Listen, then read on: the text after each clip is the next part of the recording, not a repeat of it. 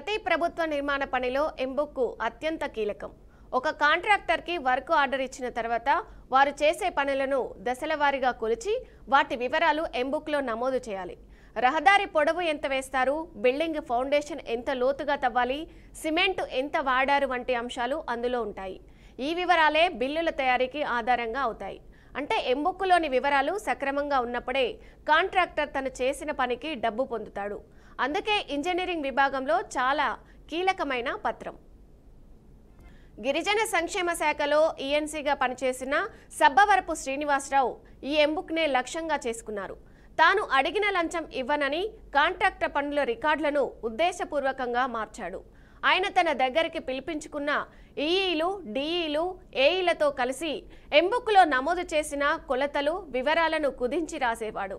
ఇలా పనుల విలువ తగ్గినట్టు చూపించడంతో కాంట్రాక్టర్లు తాను అడిగిన డబ్బు ఇవ్వక తప్పని పరిస్థితిలో పడేవారు.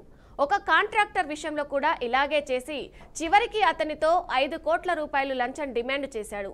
ఆ డిమాండ్లో భాగంగా 25 లక్షల రూపాయలు తీసుకుంటూ ఏసీబీ చేతికి పట్టుబడ్డాడు. సంఘటన జరగడానికి 2 నెలల ముందు నుంచే రికార్డులు మారుస్తున్నాడని ఏసీబీకి సమాచారం వచ్చింది. ఆ సమాచారం ఆధారంగా దర్యాప్తు చేసిన అధికారులు రాష్ట్ర వ్యాప్తంగా 25 మంది ఇంజనీరింగ్ అధికారులకు నోటీసులు ఇచ్చారు. వారిని విచారణకు పిలిచి ఎంబుక్ మార్పులు ఎలా జరిగాయో తెలుసుకుంటున్నారు. కేవలం ఒక కాంట్రాక్టర్ మాత్రమే కాదు, మరికొంతమంది కాంట్రాక్టర్లను కూడా ఇదే విధంగా ఇబ్బంది పెట్టినట్లు వెల్లడైంది. ఎంబుక్లో మార్పులు చేయడం, ప్రభుత్వ నిధులను నేరుగా దోపిడీ చేయడం అనేవి అధికారులు భావిస్తున్నారు. అందుకే ఈ వ్యవహారంపై లోతైన దర్యాప్తు కొనసాగుతుంది.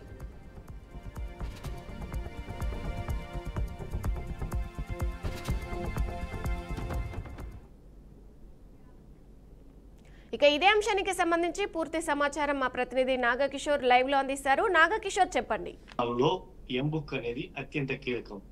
ఈ ఎంబుక్ ద్వారానే ఎవరైతే కాంట్రాక్టర్స్ కి వర్క్ ఆర్డర్ ఇచ్చారో ఆ వర్క్ ఆర్డర్ ఇచ్చినటువంటి కాంట్రాక్టర్ కి సంబంధించి పనులు చేస్తున్నటువంటి వివరాలు ఏవైతే ఉన్నాయో ఆ వివరాలను దశల వారీగా ఈ ఎంబుక్ లో నమోదు చేయడం జరుగుతుంది. వారు చేస్తున్నటువంటి బిల్డింగ్లు కావచ్చు, అదేవిధంగా రహదారులు కావచ్చు, ఏవైతే వాళ్ళు నిర్మిస్తున్నారో, బిల్డింగ్ అయితే ఎంత లోతు మేర ఫౌండేషన్ వేశారు, రహదారులు అయితే ఎంత పొడవు మేర నిర్మించారనే అంశాలను ప్రతిదీ కూడా కొలిచేసి దశల వారీగా ఆ వివరాలను ఆ ఎంబుక్ లో నమోదు చేస్తారు. ఈ ఎంబుక్ లో నమోదు చేసిన వివరాల ఆధారంగానే ఎవరైతే కాంట్రాక్టర్ పనిచేశారో ఆ కాంట్రాక్టర్ కు బిల్లు చెల్లింపులు అనేది ప్రభుత్వం చేపట్టడం జరుగుతుంది. కానీ ఇక్కడ కొంతమంది అధికారులు తమ వక్ర బుద్ధిని ప్రదర్శిస్తున్నారు. ప్రధానంగా ఇక్కడ మనం చూసుకున్నట్లయితే గిరిజన సంక్షేమ శాఖలో ఈఎన్సీగా పనిచేసినటువంటి సబ్బవరపు శ్రీనివాసరావు అనే వ్యక్తి ఏకంగా అసలు ఎంబుక్ నే ట్యాంపరింగ్ చేసేసాడు.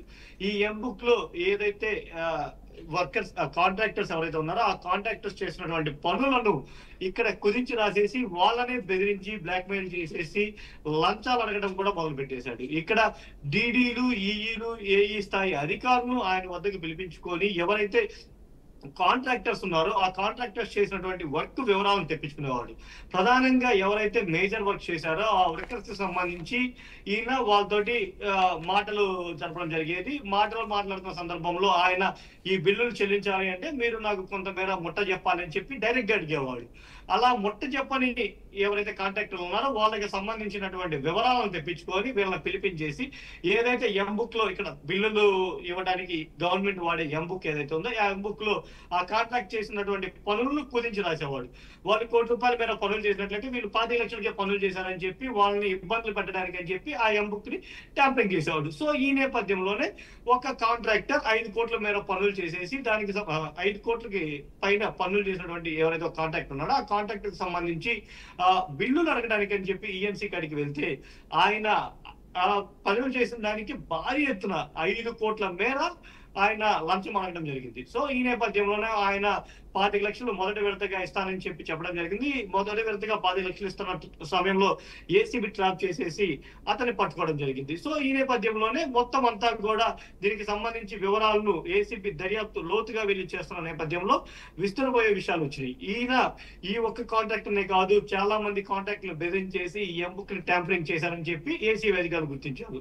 సో ఈ నేపథ్యంలోనే దీనికి సంబంధించి ఒక 25 మంది ఇంజనీరింగ్ డిపార్ట్మెంట్ అధికారులకు కూడా ఏసీబీ నోటీసులు పంపించడం జరిగింది. ఈ ట్యాంపరింగ్ ఎలా చేశారు, ఏ విధంగా చేయొచ్చు అనే అంశాలను కూడా వాళ్ళ నుంచి తెలుసుకునేందుకు ఇప్పటికే ఆ ఇంజనీరింగ్ స్థాయి అధికారులకు కూడా ఏసీబీ నోటీసులు పంపించడం జరిగింది. సో ఈ నేపథ్యంలో దానికి సంబంధించి పూర్తిగా దర్యాప్తు చేస్తూ ఉంది. అసలు ఈ ఎంబుక్ ట్యాంపరింగ్ అనేది పూర్తిగా గవర్నమెంట్ కి వచ్చేటువంటి ఆదాయ వనరుల మీద దెబ్బేయటమే, అదేవిధంగా గవర్నమెంట్ ని మోసం చేయటమని కూడా అధికారులు చెప్తున్నారు. ఈ ట్యాంపరింగ్ అసలు సహించడానికి నేరమని కూడా చెప్తున్నారు. ఈ ఎంబుక్ ని మార్చడం అనేది పెద్ద చర్య కాబట్టి ఖచ్చితంగా ఇతని మీద తప్పకుండా భారీ చర్యలు ఉంటాయని కూడా చెప్తున్నారు. ఏదేమైనా కానీ ఈ ఇంజనీరింగ్ అధికారులు నోటీసులు పంపించినారు కదా, ఆ అధికారులు ఇచ్చేటువంటి సమాచారం మీదే తదుపరి చర్యలు ఏసీబీ తీసుకుంటామని కూడా చెప్తా ఉన్నారు విజయ.